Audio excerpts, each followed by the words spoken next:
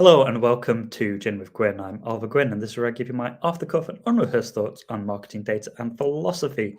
This week I'm talking about contrarian thinking and creators. So I was quite honored recently to be ranked number 39 in the top 100 marketing influencers index by the Technology for Marketing team. Thanks to all the judges for taking the time to review all my stuff.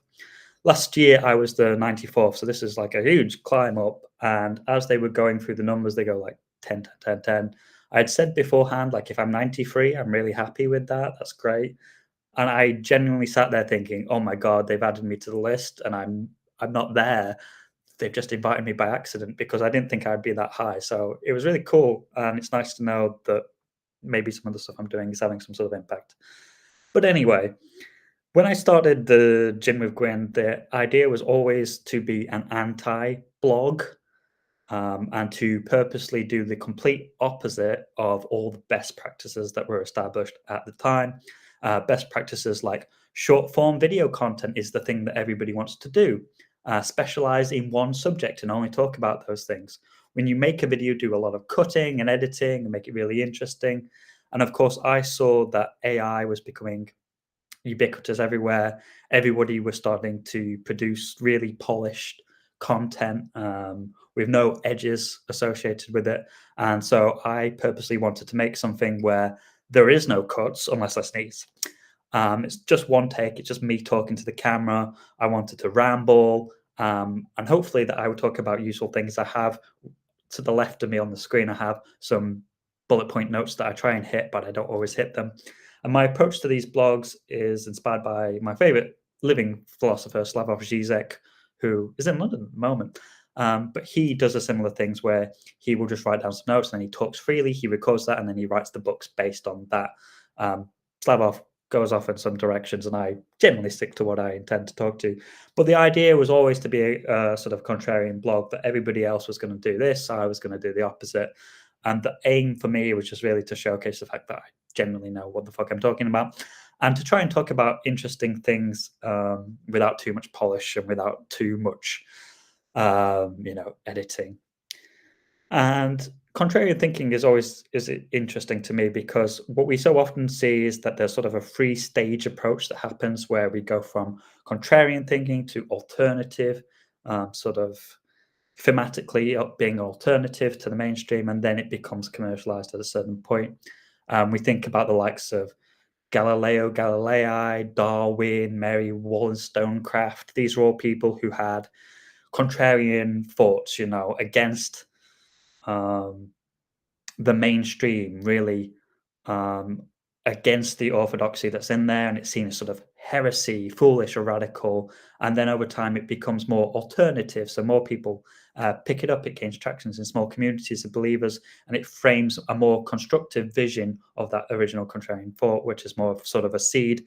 And over time, it converts into belief systems, products, or industries, and it gets mainstream acceptance and adoption, and we see generally a cyclical nature over time. Clayton Christensen's disruptive innovation theory is a business reflection on this pattern where contrarians disrupt, alternatives redefine, and then the new norm commercializes. And we've seen this time and time again over our lifespan. Obviously, the internet is one of the biggest ones. It started off as a contrarian idea. It was against centralized broadcast style information such as TV and print. It became alternative because it was decentralized network communication, and then it commercialized itself into e-commerce and social media and digital services, which are worth trillions. And over time, we are seeing less and less voices on the internet and more aggregators trying to soak up all of our time and attention. And we see this pattern in the business world over and over again. Obviously, Apple in the late 90s, most tech ads emphasized features and specs and technical superiority. Apple went contrarian by stripping away the tech completely, focusing on emotion and identity, celebrated sort of rebels and creatives rather than microchip, and repositioned it as sort of a cultural brand. Patagonia, if you wear a Patagonia clothing, I judge you very harshly. You're probably a bit of a twat, but they had this "don't buy this jacket" thing, which was instead of advertising sales during Black Friday, they had a campaign that was "don't buy this jacket" to try and make people reflect on customers reflect on their own consumption, and it repositioned them as authentic and sustainable and created a lot of loyalty, even though it's complete bullshit.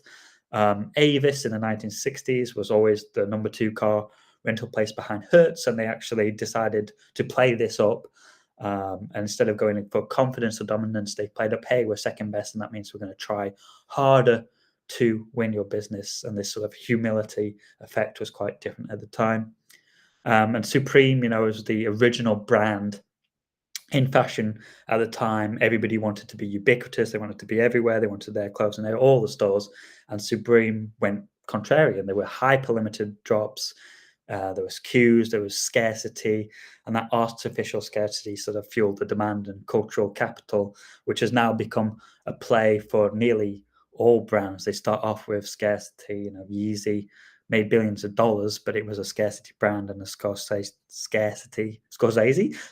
play to begin with. And so this cyclical nature comes back time and time again, where people will zag when everybody zigs, and eventually that will be adopted by the mainstream and everybody will start to follow that. Everything comes back into style. I've always been a person that believed in good quality information, good quality blogs, and for that you generally need a lot of words. You need to explain things thoroughly, and I believe that if you do that, people will see that you know what you're talking about, and even though potentially you give them the recipe, they're not necessarily going to bake it themselves. And so I've always played to my strengths in my own content, I guess, is the point that I'm trying to make. I went to the award ceremony, had this really good talk with Amelia Sordell, and she was talking about personal branding, and I thought I would sort of end this sort of reflection on my own contrarian reasons for starting this blog, talking a little bit about professional branding. It's not contrarian to have a professional brand at all. I think it's becoming more and more the norm. Founders often have their own brand that is separate from the brand of their company, because ultimately most founders want to sell their company at some point. And while I think the space where we're all job hopping every couple of years has probably slowed down a little bit now, people are generally looking for more sustainability. It's certainly not the case that you're working for one brand for your entire life anymore, and you're more likely to change jobs every 3 or 4 years. And so a personal brand becomes more important. I've always had my own website. In the past, I had employers that didn't want me to post things online unless it was the stuff that I was writing. And so I couldn't. And in this role, had that freedom. And so I wanted to post my own stuff. And sometimes I repost the company's things, which I also write, by the way. I write all the 173 tech stuff, which is quite different from my own. But it was quite interesting that there is that divide and worry for people that their employer and their own personal brands might not coincide. But I think that's the reality of hiring people and people having their own voice. And to some degree, everything is performative. This is performative. I'm being performative right now. But you don't necessarily have to be your company. You're going to be there, not going to be there your entire life. And so it's becoming more normal to people to adopt a personal brand and talk about the things that are important to them alongside of this. But ultimately, while everybody is using AI to make content, AI is not personal. It doesn't reflect your tone, no matter how much you might like it. Some of the interesting things that Amelia said was that in real life is really back, and people really miss that in real life connections. And so I think that person-to-person networking will become more popular. She also shared, and I thought this was really good, Amelia, if you're watching, she doesn't really generate any inquiries by posting. She doesn't get people in the comments like, hey, I want to hire you or something. She still needs to DM and then see them in real life and offer coffee dates and all of this kind of thing. And I thought that was really honest and interesting, because I think there is this misconception that you post something out and unless it's getting a load of likes, people aren't interested unless you're getting the DMs directly. But it does have this huge halo effect. I know that quite often people don't comment on my stuff, but they'll talk to me about it and they'll be like, hey, I did this one about Pokemon last year or something. I had loads of people messaging me what their favorite Pokemon was. And I was like, if you were to put this in the comments, it would help the algorithm, guys. But, that's only a selfish point of view.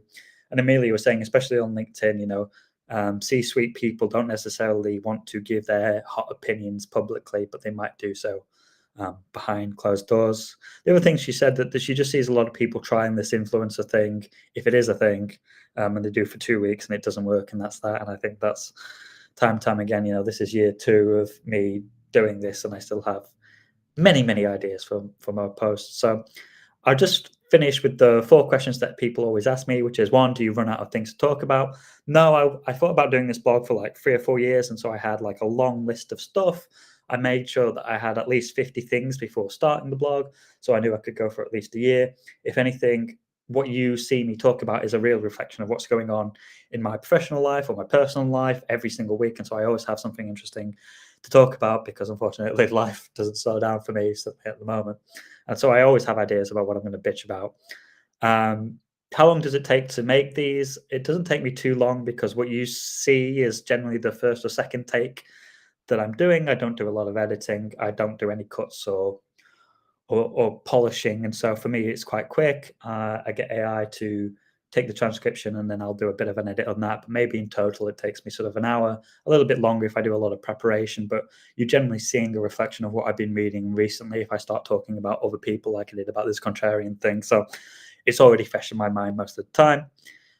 Do I mind if you get no interaction? I mean, sometimes it's annoying when you have spent an hour on something and you think it's really good and then people don't latch onto it, or you get more views for posting a sassy comment because, I'm a person that makes a lot of sassy, bitchy comments. And you'll get like 2,000 views on that, but you won't on the article that you spent time with.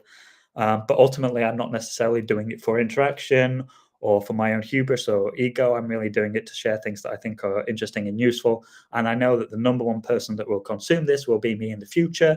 So often I still look at old business blogs that I wrote years and years ago when I ran a business because it's so useful. And I was like, how did I deal with this problem 5 years ago? And I look back and I was like, oh, this is actually still relevant to me. And so the number one person who will be watching these back will be future Oliver. And as long as that's the case, then it's useful to me. Um, can you tell the results of what you're doing? I think when people ask me this, what they really mean is like, does it have an impact on your bottom line and sales and all that kind of stuff and your ultimate evil goals of selling you stuff, which is, I work for an agency called 173 Tech. And if you need some data, come to Oliver. Don't go to Candice. Come directly to me and you say, I saw your blog, Oliver. And I'll say, yes, good. Yes, it does. It does generally because the difference between this and what I post as the company is that everything I post as company has to be polished and spell checked and all this kind of stuff. And it has to toe a certain company line. But I can post my hot takes on this and what I don't like. And sometimes it's directly linked to people I've been talking to recently. And so I can send them to that. And maybe it's not 100% what the company line would be, but it has the effect that they know that I'm thinking about them and I'm trying to be useful to them. And so to finish this blog, ignore best practices. If you want to post something or create something, I guess the advice would be do it because it's something that you're interested in or you want to talk about and you really love talking about it because you will find other people who want to talk and they want to engage and they want to have a bit of a debate with you. Don't get discouraged if people don't latch onto it because there's a lot more lurkers out there in the world, people who will watch and listen, but they don't necessarily interact. And just do something easy and quick and whatever makes you comfortable, but do it on a regular basis because the more you do it, the better it will become over time, and the more people that will join you on the journey because they will learn that, hey, Oliver posts this thing and I never know what to expect, but it's going to be interesting, so I'll give it some attention. And so contrarian blogs doing the complete opposite of all the things that you should do. I post long form content. I do long form videos. I post on a Sunday afternoon, which is the worst possible time. I think I'm the only person that posts on there.